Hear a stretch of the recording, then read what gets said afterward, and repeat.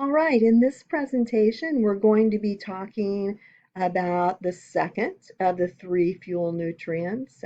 As a reminder, the three fuel nutrients are carbohydrates, fats, and proteins.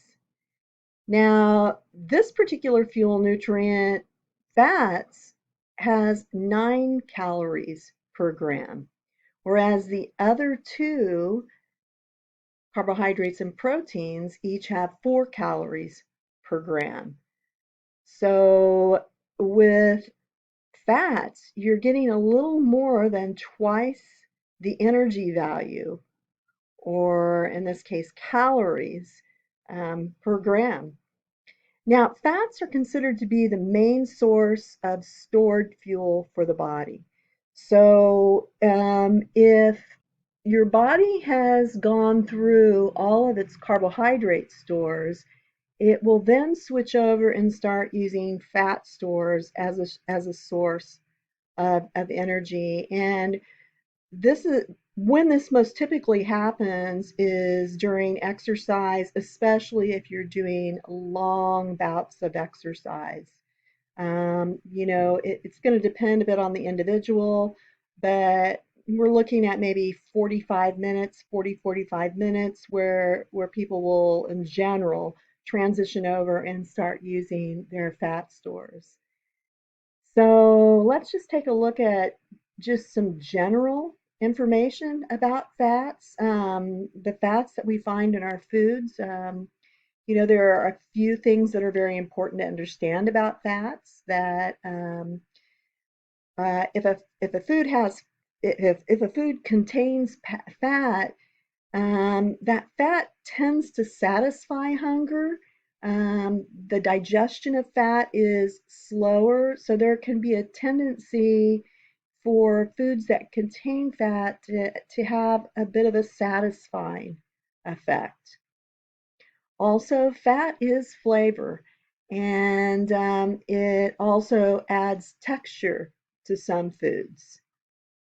And I wanted to toss this back in once again, the idea of whether or not we should consume low fat versus fat free.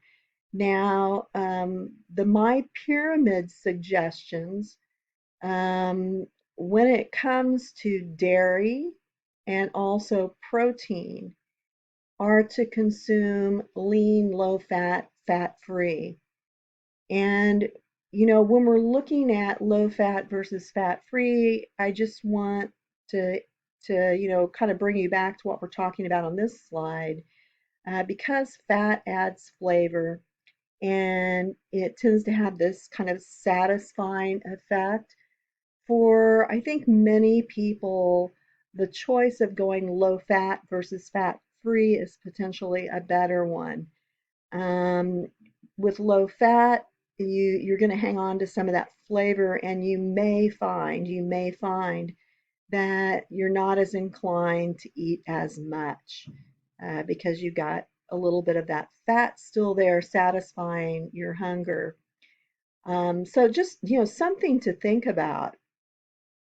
Now, when it comes to types of fat, remember, first of all, as you're looking at this and going, oh my God, this is a mess, you have this PowerPoint, so you can always look back to this slide or save it, whatever you want to do with it.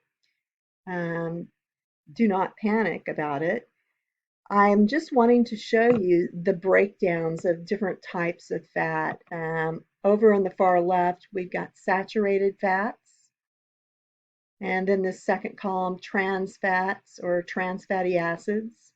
And then you're seeing polyunsaturated and monounsaturated. Now, for the purpose of this class, and what we actually do in here, I'm really just going to be focusing on saturated versus unsaturated fats. I like to show students this breakdown though, just so you have an understanding of these four basic categories.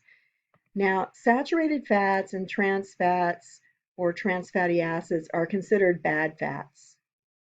And the reason they're considered bad fats, if you look on down in this second row, it's explaining what some of the health effects can be if you're consuming too much saturated or too much trans fat or trans fatty acids. And by the way, the recommendation for trans fats or trans fatty acids is that you consume zero. Do not consume them.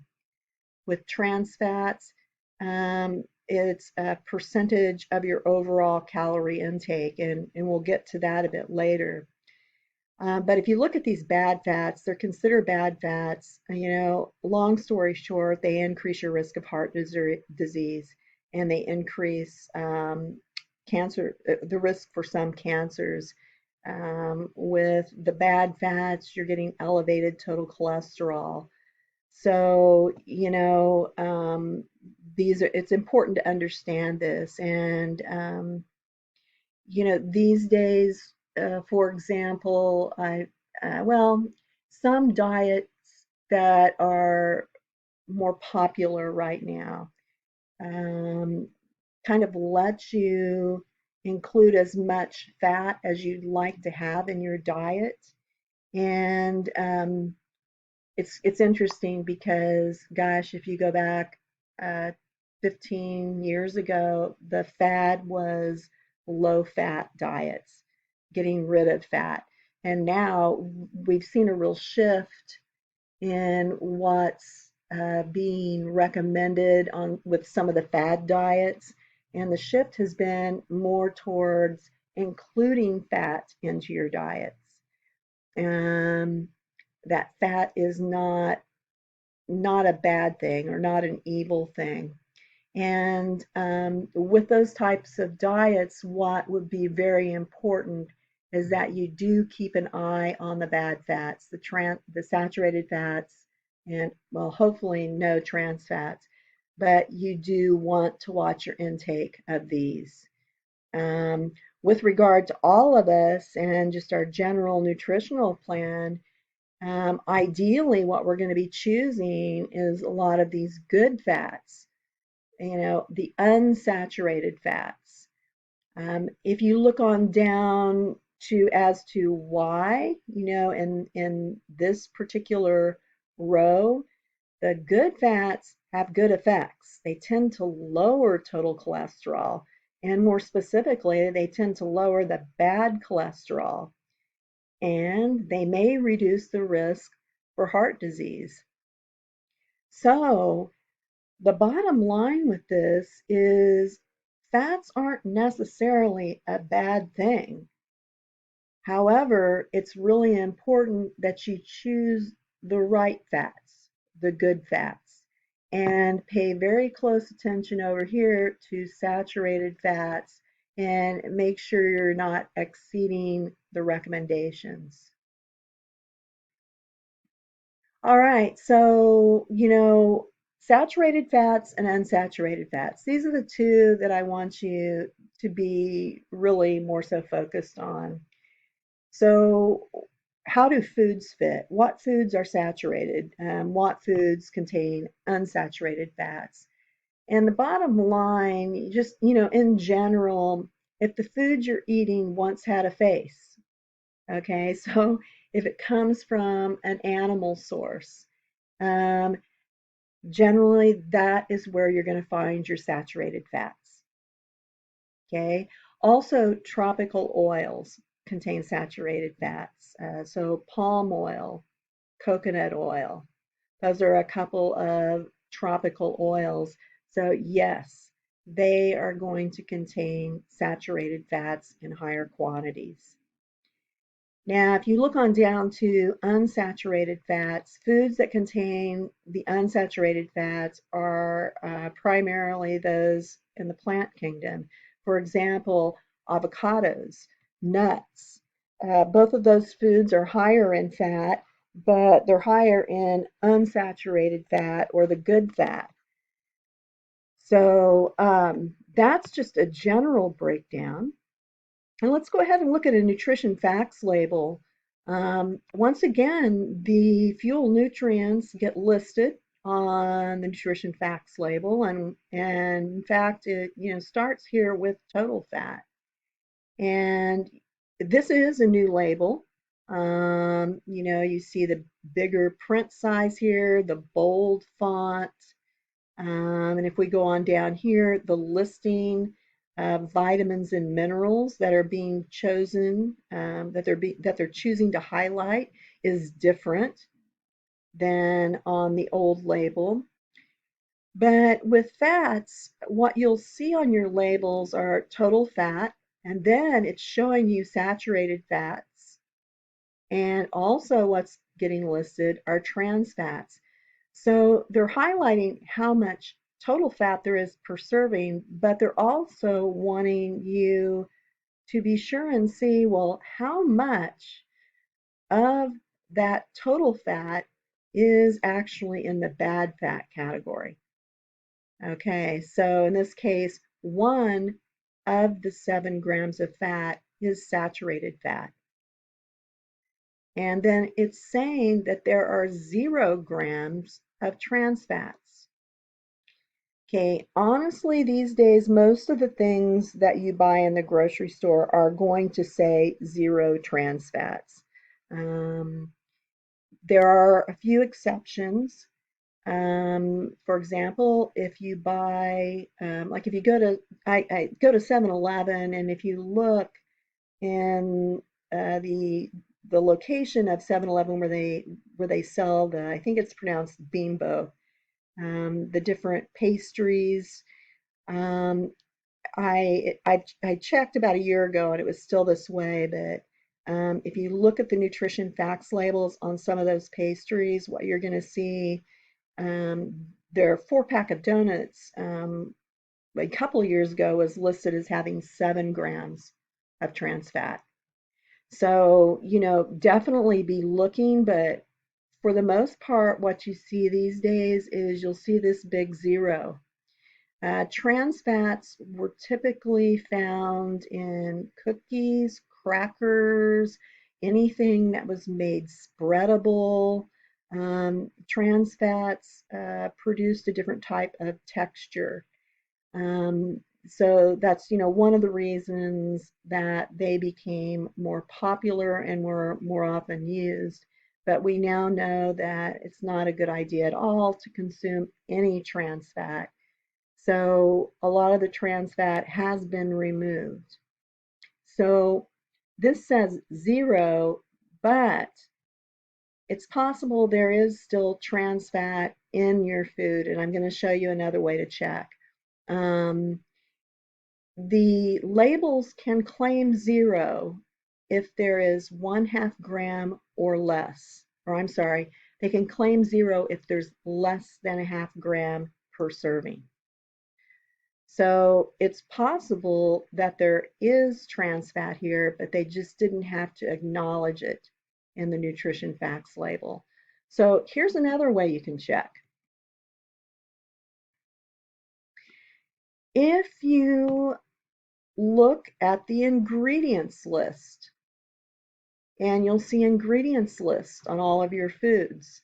And with the ingredients list, they are supposed to be listing everything that's in that particular food. And there is an order that they're listed in. Like this says enriched flour. That's listed first because that is what is of greatest quantity in that particular food. And with this, the second thing that's most prevalent in the food is, let's see, come on down here, soybean oil. Okay, and then sugar, and then high fructose corn syrup. That's just more sugar. OSE, anything that ends in OSE is a sugar. So, if you want to double check on your trans fats, go to the ingredients level part of the label. And I want to show you this particular food actually says trans fat 0. But if you come on down here, it says partially hydrogenated cottonseed oil. If you see this term, partially hydrogenated, it means that there is some trans fat in the food. but what has happened, once again, is there is less than 1/2 gram per serving, so they weren't required to list it here. So I think this is kind of a cool thing to double check and just see how many of your foods may actually have some trans fat, but it didn't end up being listed in the nutrition facts part of the label. Okay, so I wanted to just give you a bit of information on this one area within fats, omega-3 fatty acids. Um, they're a specialized type of polyunsaturated fat or a specialized type of good fat. I know from tracking my nutrition, it's something that I was not getting enough of. If you look at your nutrition project, you will see where it lists omega-3 fatty acids and omega-6 fatty acids. And you can actually see if on the day you did your project, if you consumed enough omega-3s and omega-6s. And this would be another, I think, really important area to pay attention to. And I want to encourage all of you, um, to go back to Chronometer and maybe record another couple of days, or, if you're really into it, do what I did. Do, 4 weeks regularly and just see how it's looking over a longer period of time. But a lot of us don't get our omega-3s. And one of the reasons why omega-3 fatty acids are important is if you come on down here, they tend to decrease total cholesterol and the risk for heart disease and stroke. Also, they can reduce the occurrence of cancerous tumors. So, these can be really important. Probably the best source of omega-3 fatty acids are cold water fish. And this is where nutrition kind of intersects with environmental wellness. Our fish supply is not as healthy as it once was. Um, there's a higher amount of mercury in a lot of our fish these days, and so the recommendations on how much fish to consume have it's gotten much stricter. And for pregnant women, it's going to vary maybe depending on the woman and maybe the physician that they're seeing. But I've had women in class who have told me their physician said 1 serving of fish per week. Others have said their physicians have told them not to consume fish. So, so fish, we might not be able to get it all done with fish. But fortunately, omega-3s are found in other foods and in lesser quantities. Other foods include walnuts, flaxseed oil, green leafy vegetables, canola oil, wheat germs, soybeans. So, well, I'm just going to share with you what I ended up doing. I find this to be the easiest and perhaps the least expensive way to ensure that I'm actually getting my omega-3s. And by the way, in general, people will be more inclined to get their omega-6s versus their omega-3s. And so probably what most of us need to focus a bit more on are getting these omega-3s. Okay, so the easiest way that I've found to get my omega-3s is to I actually go with flax meal. Flax meal is actually, it's flax seeds that are ground up into a powdery form. And if you just do, I believe it's 2 tablespoons per day, it might just be one. Um, you actually will end up getting all of your omega-3 fatty acids. And you can add flaxseed meal to salads, to cereals. If you're baking something, toss it in. It has, from my perspective, it has maybe a little bit of a nutty flavor, but it's really pretty benign. Not much flavor to it. And I know that a lot of people are really into doing chia seeds these days, and that's also great. Um, I thought I would grab this just so you could see a comparison, the difference between chia and flaxseed in terms of their overall nutrition. And there are benefits to both. With omega 3s, flaxseed scores a little bit higher. Flaxseed scores a little higher also with protein. But if you look on down here, when it comes to calcium, um, also selenium, you're getting more through chia. So, I thought maybe this would be kind of cool. Also, you're getting more fiber with chia seeds. But either way, this might be a good way to supplement your diet to make sure that you're getting enough of those omega 3s. So, I've got a few clicker questions for you. Here's the first one. Fats are classified as. So, the answer here, simple and complex, those are carbohydrates. The answer is saturated and unsaturated. Okay. Essential and non-essential, we'll get to that a little later, and we'll get to fat and water soluble a little later too. But B, saturated and unsaturated is the answer. Which of the following is considered a bad fat? Unsaturated, complex, refined, saturated. Saturated fat is considered the bad fat. And last one right here. A food contains trans fat if the words blank appear in the ingredients list. High fructose corn syrup, partially fat, red dye, partially hydrogenated. And the answer is D, partially hydrogenated. So hopefully this gave you some new information about fats, or maybe you reinforced what you already knew. And hope you guys have an excellent remainder of your day, and I will talk to you again soon.